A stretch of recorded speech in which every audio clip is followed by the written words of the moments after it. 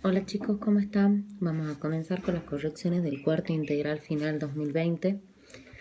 Vamos a comenzar con la pregunta número 1, que es de tipo de reacciones, donde solamente me dan como dato las fórmulas de los productos y como subíndice me da cómo se encuentra cada uno de esos productos en ese medio de reacción.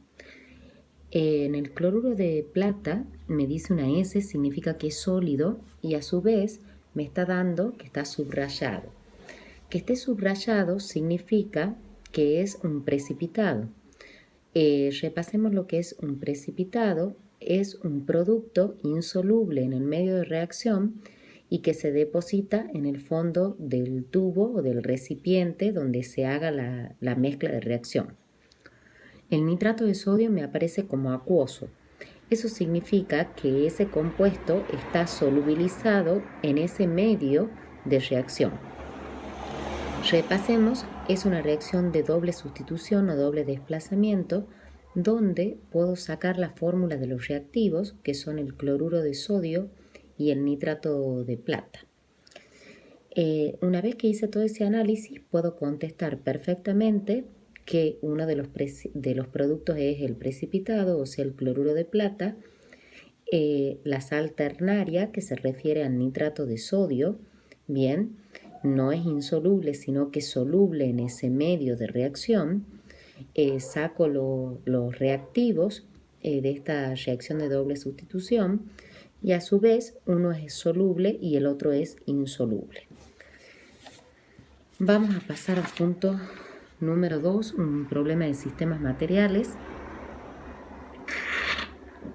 donde vemos que es un sistema de tipo heterogéneo, bifásico, formado por dos fases, una el agua y el otro el aceite, las dos líquidas, dos componentes, dos líquidos inmiscibles o no miscibles. Eso significa que son dos líquidos que no se mezclan entre sí.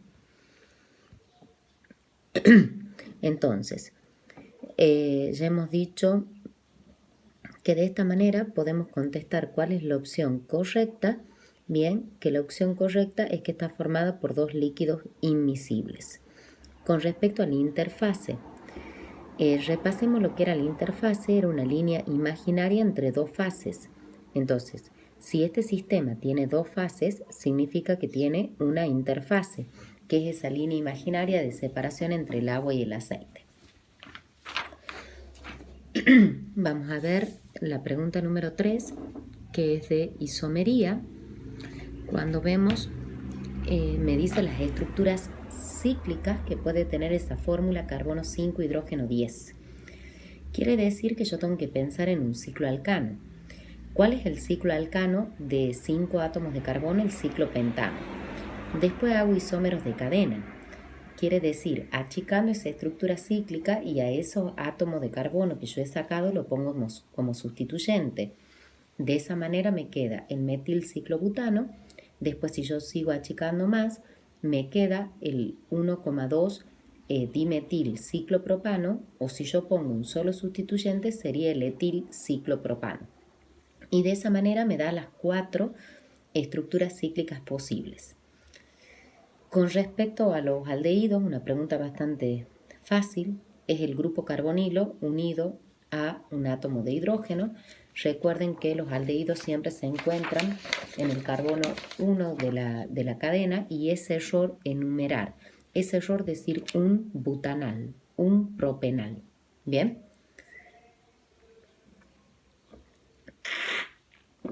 Vamos respecto a la pregunta número 5. Lo que hice yo es abrir ese compuesto y es el tricloroetanal. No es error que yo no haya puesto 2,2,2 tricloroetanal. ¿Por qué? Porque sí o sí el aldehído está en el carbono 1 y al tener 2 átomos de carbono significa que los 3 sustituyentes de los átomos de cloro están en el carbono 2 porque no le queda otra opción. Respecto al problema número 6, bien, de termodinámica, lo que tengo que hacer es la reacción de combustión de carbono a oxígeno, y después tengo que hacer la decombustión de monóxido de carbono a oxígeno. Quiere decir, carbono reacciona con el oxígeno y forma dióxido de carbono, y monóxido de carbono reacciona con el oxígeno y forma dióxido de carbono, porque me da el calor de combustión o delta de H estándar de dicha reacción. A su vez me pide a mí el calor de combustión o delta de H de la reacción de carbono o de combustión de carbono a monóxido.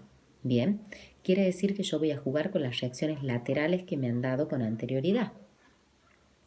Entonces, yo miro y digo, el carbono está en la primera reacción química. Del lado de los reactivos, entonces la dejo como está.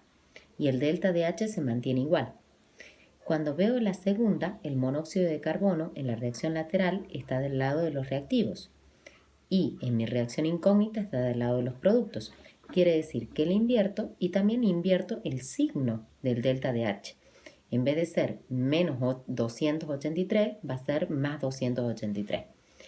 De ahí cancelo reactivo con producto, dióxido de carbono, y tengo del lado de los reactivos 1 mol de oxígeno y del lado de los productos tengo medio mol de oxígeno.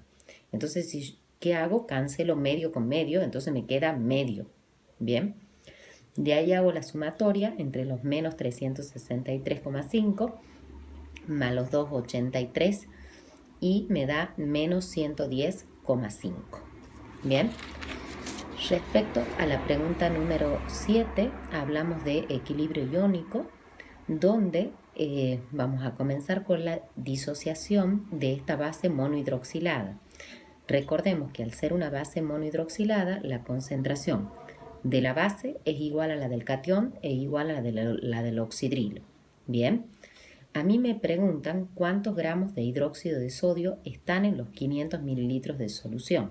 Bien, para eso mi incógnita importante es la concentración de la solución de hidróxido de sodio, porque de esa manera yo voy a poder entrar en soluciones y posteriormente en estequiometría. ¿Cómo voy a obtener esa concentración de la solución de hidróxido de sodio? Mediante el análisis del problema mediante equilibrio iónico. Mediante el dato que me da. ¿Qué me da? El pH. Bien, yo tengo que entrar en esa semi-reacción, bien, de disociación. O sea, para ver qué tengo que calcular, la concentración oxidrilo, porque yo sé que la concentración oxidrilo es igual a la concentración de hidróxido de sodio. Entonces, a partir del pH voy a calcular el pOH, bien, haciendo 14 menos pH. Una vez que tengo el pH, puedo calcular el pOH. Una vez calculado el pOH, ya sé que es igual a la concentración de hidróxido de sodio.